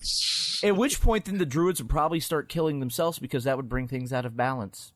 Yeah, there you go. Yeah, so in some ways, by limiting themselves to 9, they're ensuring balance is achieved. Another good point. I never thought of that. Yeah. Yeah, so as you can see, the Druids are all about balance, including holding themselves back. Mm-hmm. I just found that is the spell, I think, that probably holds the record that does the most damage. Yeah, I can't think of anything else that's going to do 1,000 points of damage. Even at the low end, that's more than any other spell. Right. Oh, yeah. Oh, I only give 500 points of damage? Yeah, but you did 500 points of damage to Bahamut. Yeah. Oh, you're a 20th level magic user casting Fireball? Ooh, you got 20d6. Oh, that's nice. That's cute. Oh, that's cute. Yeah. If you cast 5 of them, my Locust Swarm, you might be on level with my Locust Swarm. Yeah. I did find it amusing. If you go to the last sentence of its description, there are a number of ways to thwart or destroy the creatures from forming the swarm, all of which methods should be obvious. So it says, yeah, you can just kill them as you would a giant bunch of insects, but they don't actually tell you how. Yeah. What, just run away? All right. I guess if you were to fireball the swarm, maybe? Yeah, it would waste them. Yeah, you would just need a big area effect spell. But if you didn't have a way to do massive damage to a bunch of insects or a big can of medieval raid... Drop a daisy cutter bomb on them. Yeah. Yeah, you need to get yourself some Agent Orange to defoliate the area. But yeah, it's just a really nasty spell. It just shows you the power that Druids do have. Yeah, so I'm like, actually, it's not even just insects. It's like arachnids, myriapods, which, what the heck are those? So you have spiders, you got centipedes, you got probably like, I don't know what else, like those big, like... Oh, there's myriapods are like centipedes and things. So centipedes, millipedes, you got all your venomous spiders. Bees, hornets, spiders. Hornets. Just a swarm of them coming at you. Oh, fire ants. Fleas. Ticks. There's just so much chaos that could be caused by unleashing this. Good thing Druids are neutral, because if they were actually concerned with world domination, they could level towns pretty easily. Yeah. Yeah, really? Yeah.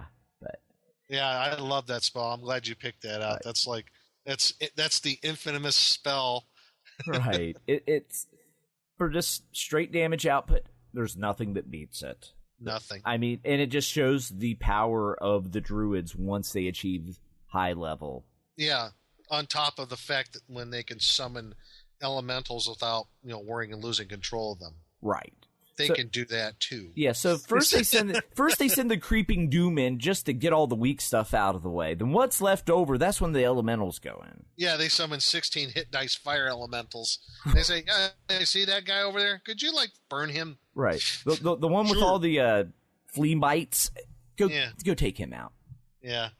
That's sick. I want to play a druid now. Yeah, I'm kind of leaning towards that too. I'm just like, wow, I never realized just how much fun they would be, because you get to go between that I'm a healer fighter fairly well. And I mean, the only drawback to the druid is, you have to wear leather armor and use wood shields. Yeah. Oh no, when I'm doing 1,000 points of insect damage, I'm not worried about a wooden shield. Yeah, but upside is they actually have a little bit better weapon choice than the cleric, because they can use bladed weapons. They can use a scimitar. Right. So yeah. And if a scimitar or speed somehow comes up in the campaign, now the druid's the fastest fighter in the group. Yeah. At that point, everyone's just like, why are we even here? Yeah. He doesn't need us. He's a one-man army. Yeah. Stupid hippie. Yeah. Him and all of his animal friends. Yeah. Yeah. You could almost... Bears and... Yeah. You could almost run a campaign, like a solo campaign as a druid. You almost could. Especially once they get high enough. Once they get 12th level, they get 3 first-level followers. Mm-hmm. So, and in addition to all the hit dice of animal companions and elemental companions and insects they summon. Yeah, so at 7th level, they can control up to 14 hit dice of creatures with their that spell. Yeah. So that's like whales. Right. Yes. Or dinosaurs. No, can't do dinosaurs. Oh, no dinosaurs. Intelligence level's too low.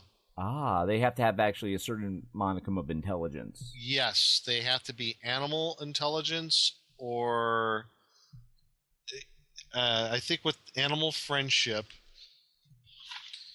they have to have a minimum intelligence of animal, but no more than semi. Okay. Because dinosaurs are non, I believe.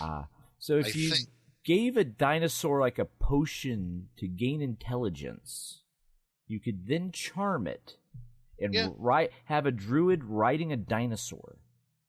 Hey, it's Moon Boy and Devil Dinosaur. Remember that comic? Yes, I do. And the chair speaks. Yes, the chair speaks. And we close the lid on the treasure chest. Yes. And we put all the insects back in. Yes. I'm just envisioning if you were just normal like villagers seeing this spell unleashed, just that their skin crawling and being all like itchy for like a week afterwards. Even, yeah. Because everybody get insectophobias now. Right. Or just imagine if you already had like arachnophobia or something. Oh. Yeah. Creepy. Yeah. Creepy. But yeah. Druid spells. Really uber powerful. Yes. Yes. What are you going to do? Yeah. Play a druid next time? Yeah. That's what I'm totally.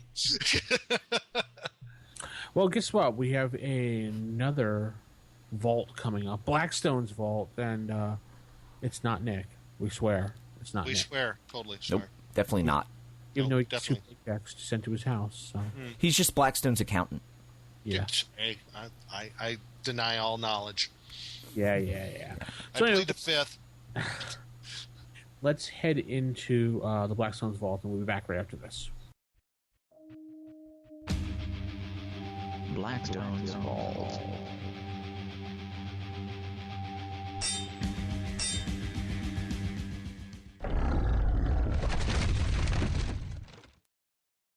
Hello, everyone, and welcome to another edition of Blackstone's Vault. I am your host, Blackstone, and this is the second part of a new adventure series. It's Dungeon Module ASE 2-3 of the Anomalous Subsurface Environment. It's by Patrick Wetmore, and it's for character levels 2 through 4. And this one covers dungeon levels 2 and 3. So this will take up from the previous one of the Mega Dungeon. So you had level 1, and this is the second and third level. So to begin with, this adventure really is a mini campaign of sorts. It's an add-on to the previous edition of the Anomalous Subsurface Environment that came out a couple of years ago. Now, to start off with, there is a brief introduction. There's a slight addendum to the first of ASE 1 about the firearms and how damage is done with firearms. Basically, when you have any sort of firearms, what you have is exploding dice, which means if you roll maximum on the table, you're able to roll again as far as damage is concerned. But you only do that once. Also, there's some more rumors and encounters that you might have in the city of Denethix. So there was a few more tables. And then it gets really interesting. Now, as in the previous one, they talked about the scientists and the Mokhtars, the various different new races. This one has new classes. And again, to reiterate, this whole series was written for Labyrinth Lord, which is very similar to Basic Expert Edition, either Moldve or Metzer rules from back in the early mid-'80s. So basically race is class, and that's how it's defined in here. But this doesn't mean you cannot convert it to first edition AD&D. I did that with a little bit of work. Wasn't that hard, but just to let you know, you have the insect men of the Lanathnide Wastes. I think I said that right. Lanathnide Wastes, however it's pronounced. But basically these insect men live in these wastelands. To have what's similar to these insect men to what's in AD&D, they're basically the Thri-kreen. So you have those, and there's some stats and what they can do. You also have the Mokhtar, which are like Ukla the Mokh from Thundar the Barbarian fame. And there's some interesting things about the Mokhtar, what makes them an interesting race to play. You also can play robots. Yes, you can play, well, I guess something similar to, I don't know, C-3PO. In a way, they're robots, and they have positronic brains. And one of the cool things about the robots is, as you gain levels, you get more accessories added to your body. Your armor class goes down, attacks per round go up. Your unarmed attacks per round get better damage. So that's the scientist, and that's the robot. And then you have the scientist. Excuse me. The scientist class and what scientific powers they have, enhancements when you play one of the scientist class. And those are rather interesting. If you recall from last time, the scientists are like a quasi religious cult who believe that science is a god. They literally worship at the altar of science. So you could play a scientist in this world of the anomalous subsurface environment. So again, they got the insect men, the Mokhtar, you got the scientists, as far as new races, and you can modify it a little bit to fit first edition AD&D. I did a little tweaks here and there, so that's how it's going to play into my game. But if you want to play it with the Labyrinth World rules or basic and expert edition, you wouldn't have a problem with doing that at all. Just turn the key and go. Next section is they have a section on various types of wizards that you might encounter in the wastelands outside of Denethix. So there's basically some crazy NPCs that you might run into. And wizards is kind of a general term in this world. It's basically anybody who's using either magic or science and or both together to try to gain power, and they're termed wizards in this game world. So, for example, there's one called the Toy Maker. He was a normal human. He's dressed in a tweed suit and wearing a derby hat. He drags an unwieldy paisley suitcase along with him. If threatened, the Toy Maker will unlatch the suitcase, revealing an interior filled with gray fog, and 2d4 wind-up toy soldiers and sock monkeys will march out of the foggy suitcase, and they'll basically attack you. So that's one of these crazy, weird wizards, is the Toy Maker. Another section, there's a little bit on some NPC adventuring parties that you can use, so they're already pre-made for you, because sometimes in a random encounter roll you need to do a adventuring party, and there's a few in here that fits within the game world, which is pretty good. So that will be in that section. Next, you go right into level 2 of the anomalous subsurface environment, and in this section it is really, really crazy. And like the previous book, at the beginning of each level, there's different factions that you might have to deal with, and maybe some ideas. And if the party does certain things, they might be able to gain the loyalty of a certain faction or pit factions against each other. So there might be some hints or clues for the DMs, like if certain events arise, certain things might happen to allow factions to interact with the player characters. Some of the factions on the level there are they're clowns. There is a circus on this level. But it's not your Ringling Brothers and Barnum and Bailey circus that's, happy-go-lucky with elephants and trampolines and what have you. Oh, yeah, there's trampolines, but these are kind of like, these clowns are like, if you remember the movie Killer Clowns from Outer Space, yeah, they're pretty much like that. So, not to get much detail, the best part, though, is the center ring of the circus where there's the possibility of the adventuring party. You have to deal with an Allosaurus in the big top. So, yes, that's part of it. So, yes, you have to deal with these, they're carnivorous clowns. And they're really creepy. And I could tell you that this will really throw a party on its ear. So, you have that section of level 2. One of my favorite parts of level 2 is there's this section, it's a room called the Head Exchanger. There's this chair that if one of the party members go into, and I believe if they hit a button or a lever, it's either off or on will happen, and they'll get restrained.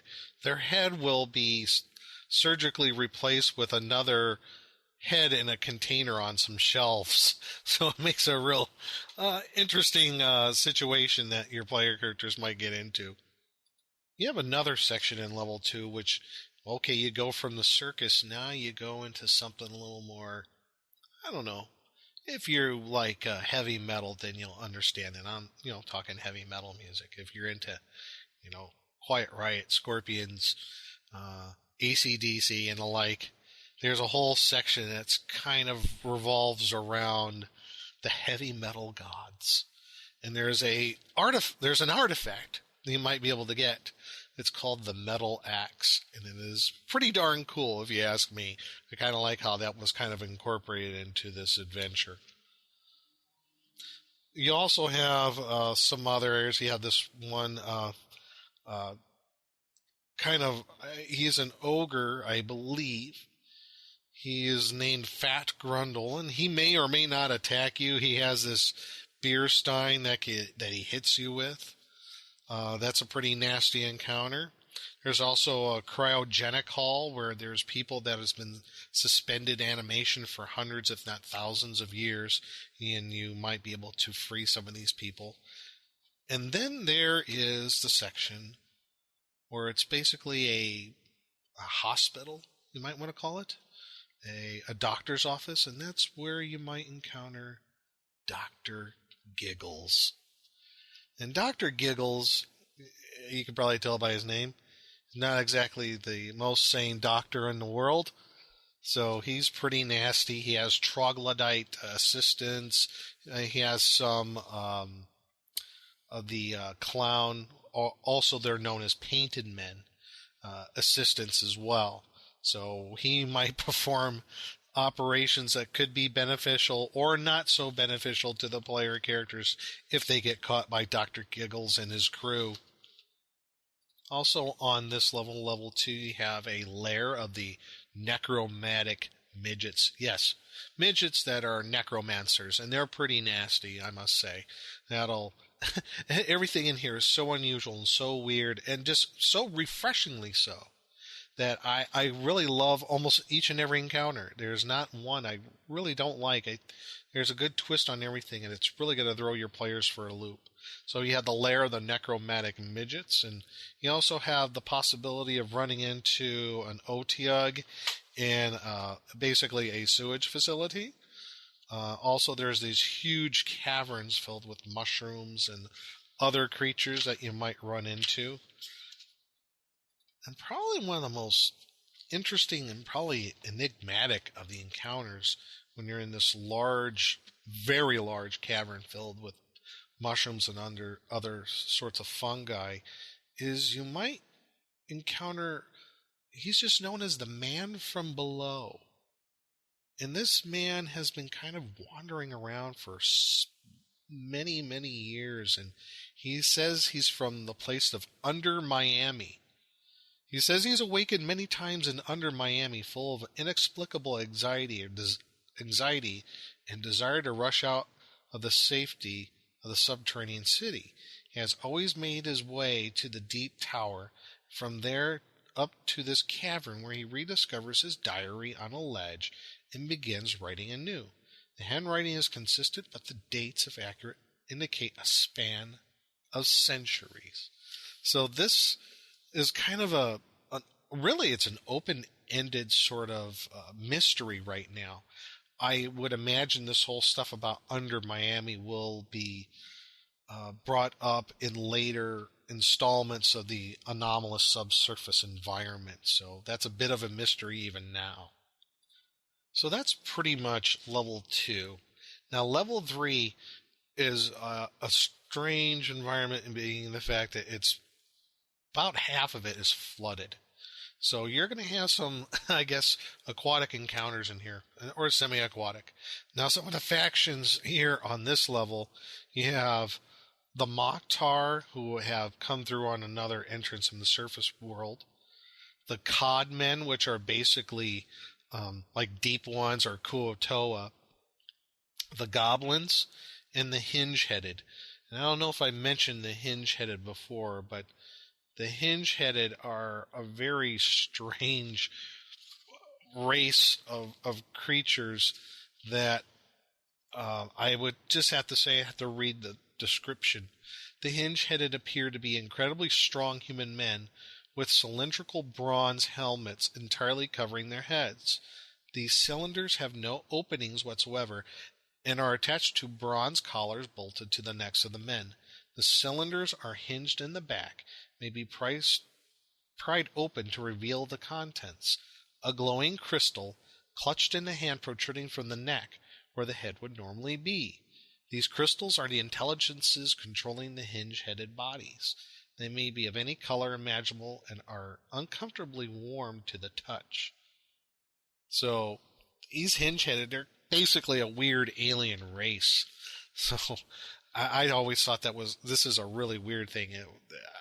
I don't know how he came up with this thing for the hinge-headed, but I think it's pretty cool and pretty weird, and I think it'll kind of disturb your players a bit. So those are the hinge-headed. So again, on this level, you have those factions. Some rumors maybe about this level. A nice wandering monster chart. So that kind of begins the level, which is mostly flooded passages. Now, one of the unusual features of this level, and I don't know how the author got the idea of it, but there's like a series of stairs that are covered in like fungus and molds and stuff, and they have these, well, how should I say, unusual smells to them. There's like one set of stairs that smell like cinnamon, another one that smells like garlic, another one that smells like butter, and I think another one that smells like, oh, I don't remember. I am so sorry.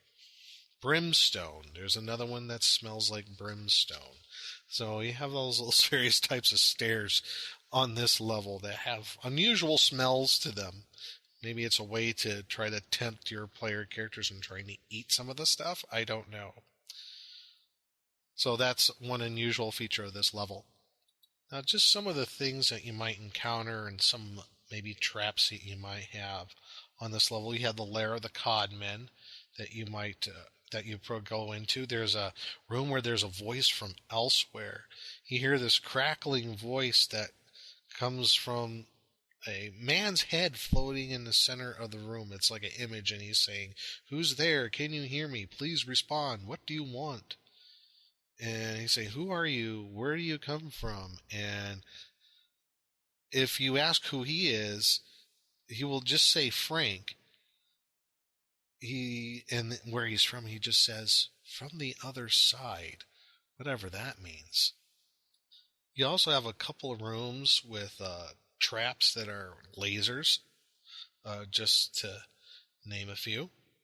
There's a room that has a fountain in it, and out of this fountain there's various different spouts of different colors, and whichever color your drink might have something beneficial, or it might not, depending on which color it is, and I'm not going to say what it is, because that would kind of ruin the adventure.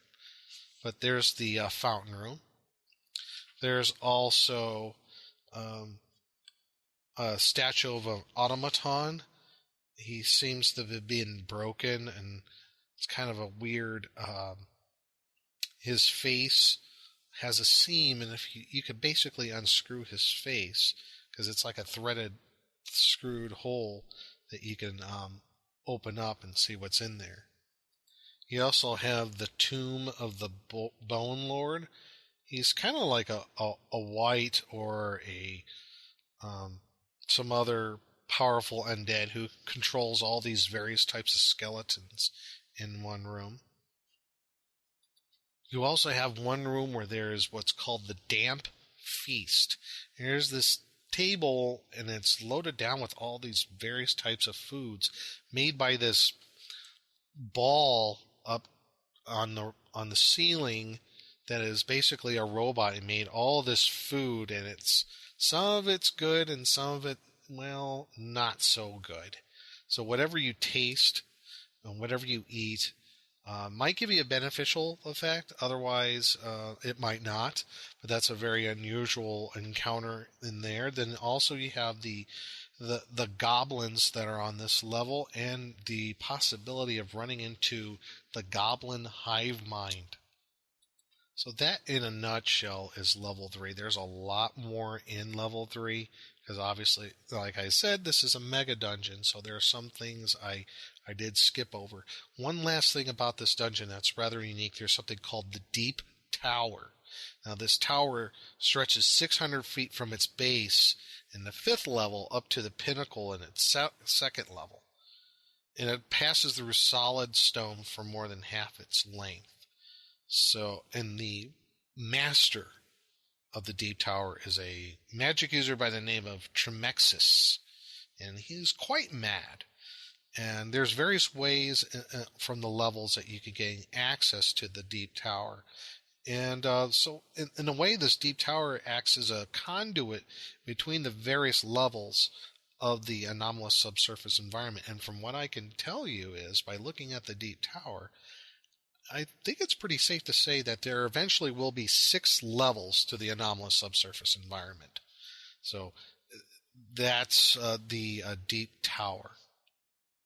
Now, near the end of the book, there's some new cleric and magic user spells that you're able to gain through the anomalous subsurface environment. There's some super science artifacts or items that you might be able to get, like one, for example, called the Galvanic Sword. This longsword appears to be a well-crafted but otherwise normal weapon. On its hilt is a red button. If depressed during attack, the attack hits the sword, and the attack hits, the sword will discharge an additional 1 to 8 points of electrical damage. So this is a pretty cool. It's almost like the Sun Sword from Thundar the Barbarian, in a way. There's also the ultrasonic trap finder. This device is a black box, and there's a little speaker on it, and when you put it within mechanical traps about 30 feet, it says trap free or traps detected. So it's a super science item. There's some magic items that you can get in here. There's the Crypt Crown. And this crown, any living teacher that touches this crown will instantly die, and their flesh will slough off over the next hour. The skeleton will then rise as the Tomb Guardian. So don't touch that. There's one I think is really cool. It's the Ghost Revolver. It looks like an old rusty 6-shooter. But one of the cool things, you can put normal bullets in it, and they all fire normally. But if the hammer lands on an empty chamber, a ghost bullet will fire, leaving a trail of eldritch green vapor as it fires towards the target. And it does, and it also affect creatures only hit by magical weapons. So if you find this ghost revolver, it's a pretty cool weapon because you don't have to worry about any reloads. You just keep on shooting. So that's a couple of the magic items. There's the metal axe I did bring up earlier when you're in kind of the heavy metal section of dungeon level 2. And there's a very long section on that. And then there's new monsters. You have the aerial jellyfish. There is nightmare algae. Headless apes. Yes, this is just the A section. A drum automaton. A gladiatorial automaton. A pressure washer automaton. So you have blood-stained phantoms, crawling clam, corpse curtains, eye jellies. Yeah, those are pretty nasty. So those are just some of the monsters that you have in the anomalous subsurface environment, including the medical mistake, the necromantic midgets, flying vampiric piranha. If that isn't nasty enough, I don't know what is. Giant cave salamanders, lesser sewage elementals. You have gulping trolls. So those are some of the monsters that are in the end of the book, part of the anomalous subsurface environment. And I think this is one of the greatest things about this adventure and what will be eventually a whole series of adventures.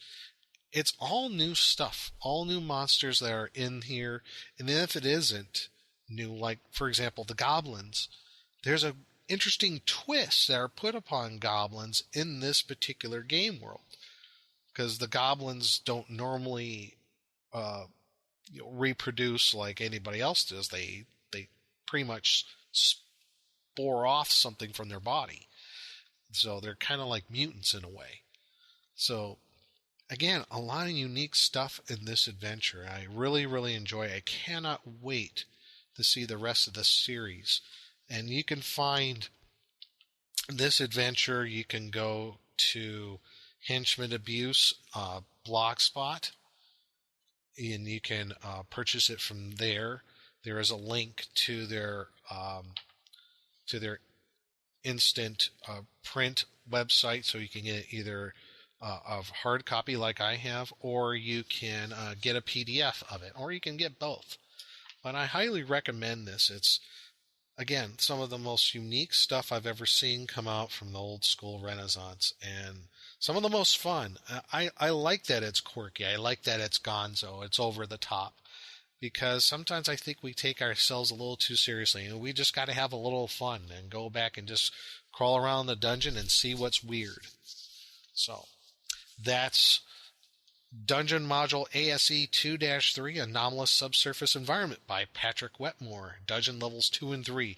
And this is for adventures for character levels 2 through 4. And this is Blackstone signing off and saying, may all your hits be crits. So anyway, I guess that's going to put a close on the show. Wow. Okay.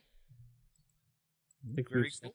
all that we can say, and us grog nards. Yes, grognods, yes. Yeah. So, again, everybody, check out those Dragon Magazine articles. 48, 71, 119, and 122. Yeah.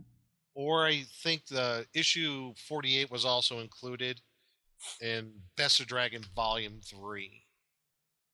So you could check that as well. So there you have it. Happy gaming. Happy gaming indeed. Keep it original, keep it old school, and good night. Good night. Good night.